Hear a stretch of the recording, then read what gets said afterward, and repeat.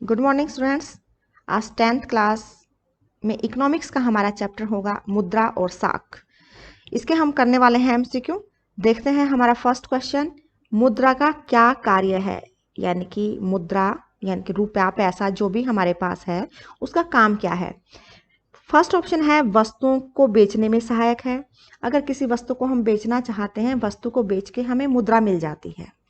वस्तुओं या सेवाओं को खरीदने में सहायक है। अगर हमें कोई चीज़ खरीदनी है तो भी हम मुद्रा दे करके उसको खरीद सकते हैं।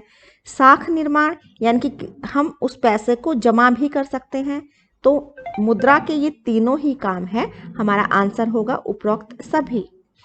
सेकंड क्वेश्चन है, आवश्यकताओं के दोहरे संयोग का अंग क्या है।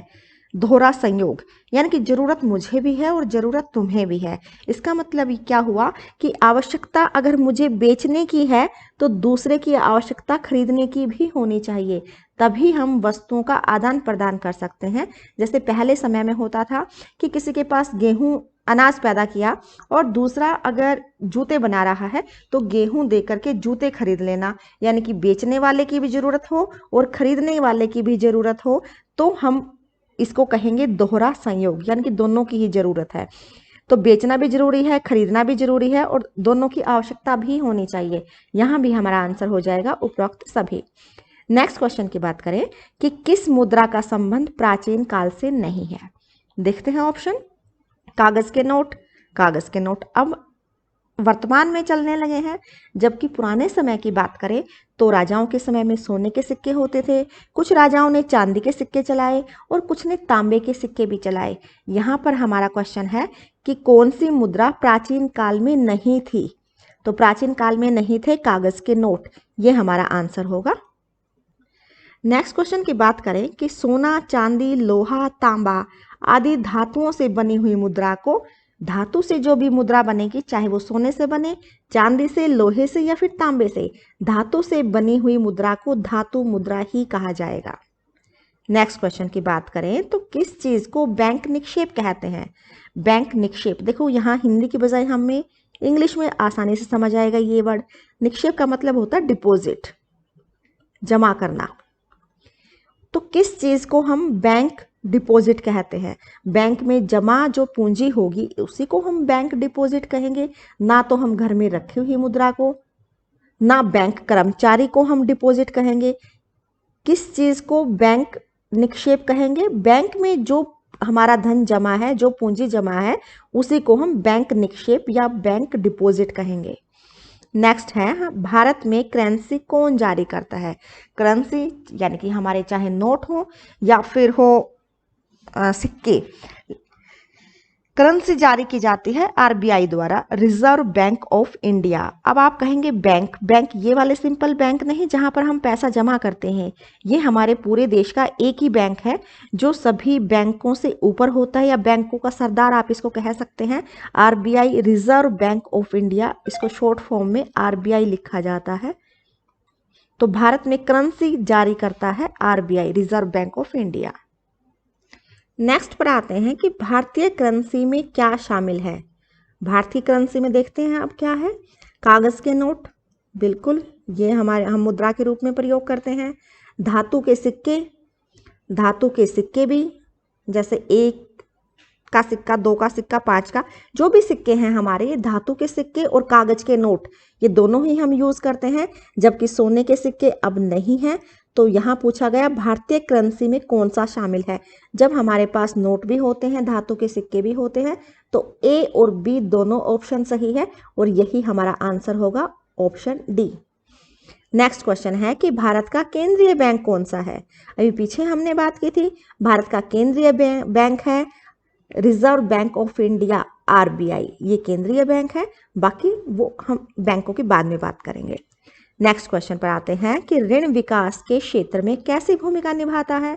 ऋण यानी कि लोन लेते हैं, हम किसी काम को करने के लिए, अपनी जरूरतों को पूरा करने के लिए ऋण लेते हैं, और ये पॉजिटिव है, सकारात्मक कहा जाएगा, क्योंकि इससे हम अपनी उन सभी जरूरतों को पूरा करते हैं जो हम करना चाहते हैं।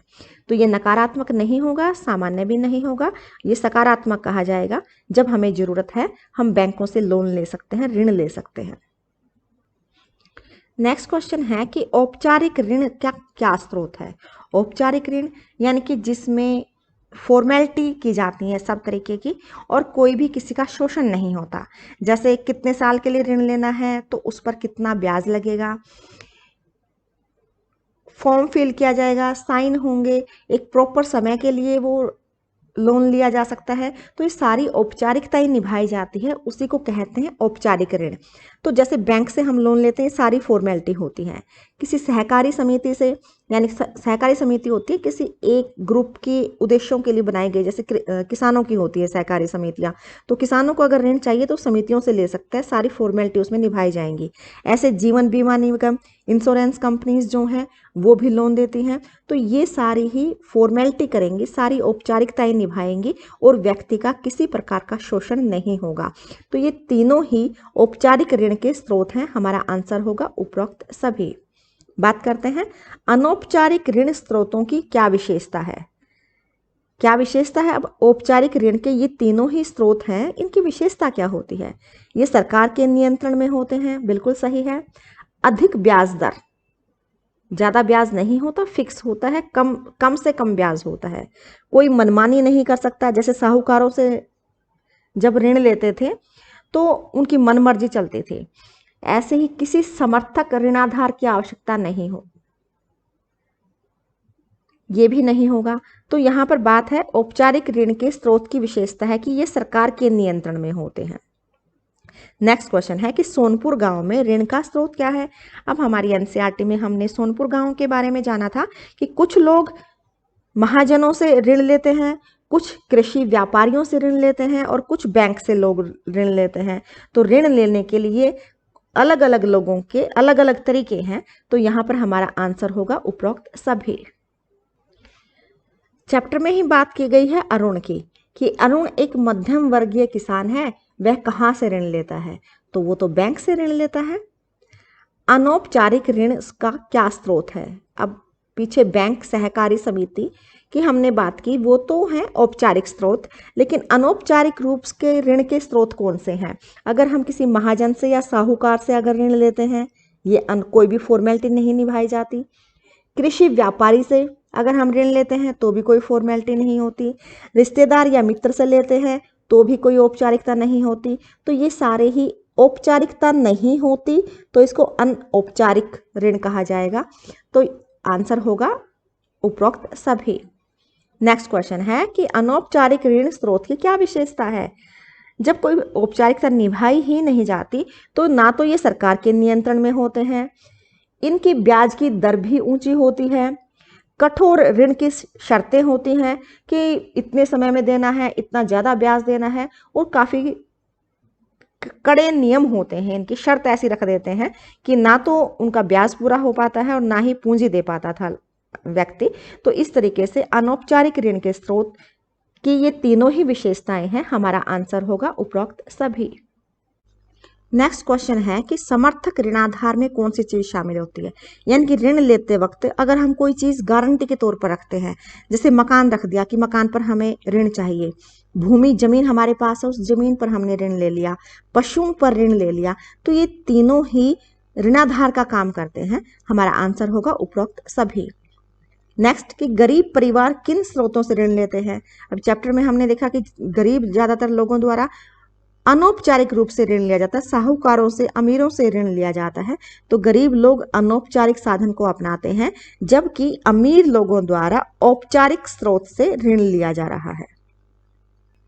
हमारा नेक्स्ट क्वेश्चन है कि सन 2006 में नोबेल पुरस्कार प्राप्तकर्ता कौन थे। नोबेल पुरस्कार मिला था प्रोफेसर मोहम्मद यूनुस को, शांति का नोबेल पुरस्कार मिला था इनको, और इन्होंने ग्रामीण बैंक की स्थापना की थी। पहले संस्थापक थे ये मोहम्मद यूनुस, और इसी के लिए उनको ये पुरस्कार दिया गया था। नेक्स्ट क्वेश्चन है कि भारत में अन्य बैंकों की कार्य प्रणाली को कौन नियंत्रित करता है। हमारे देश का central bank, reserve bank of India, उसी का कंट्रोल होता है बाकी बैंकों के काम पर। तो यहाँ हमारा आंसर होगा रिजर्व बैंक ऑफ इंडिया। हमारा नेक्स्ट क्वेश्चन है कि 1 रुपए का नोट कैसी मुद्रा है। 1 रुपए का नोट वास्तविक मुद्रा है, और 1 रुपए का नोट से 2 क्वेश्चन और यहाँ पर हम कर लेते हैं। पहली बात तो ये कि 1 रुपए का नोट जो है ये वास्तविक मुद्रा है। दूसरी बात ये कि जितने भी हमारे नोट जारी होते हैं उनके ऊपर आरबीआई के गवर्नर के साइन होते हैं, जबकि 1 रुपए के नोट पर वित्त सचिव हस्ताक्षर करता है। ये आरबीआई का गवर्नर साइन नहीं करता 1 रुपए के नोट पर। आप नोट को चेक भी कर सकते हैं, बाकी सभी नोटों पर गवर्नर के साइन होते हैं, लेकिन 1 रुपए के नोट पर वित्त सचिव के साइन होंगे। नेक्स्ट क्वेश्चन है कि बैंक कुल जमा राशि का कितने प्रतिशत अपने पास रखता है? तो बैंक कुल जमा राशि का केवल 15% अपने पास रख सकता है। नेक्स्ट एंड लास्ट क्वेश्चन है कि बांग्लादेश ग्रामीण बैंक के संस्थापक कौन है? ग्रामीण बैंक के बांग्लादेश में संस्थापक रहे प्रोफेसर मोहम्मद यूनुस और इन्हीं को दिया गया था शांति का नोबेल पुरस्कार 2006 में। तो ये ग्रामीण बैंक के संस्थापक थे बांग्लादेश में, professor Mohammad Yunus. Thank you.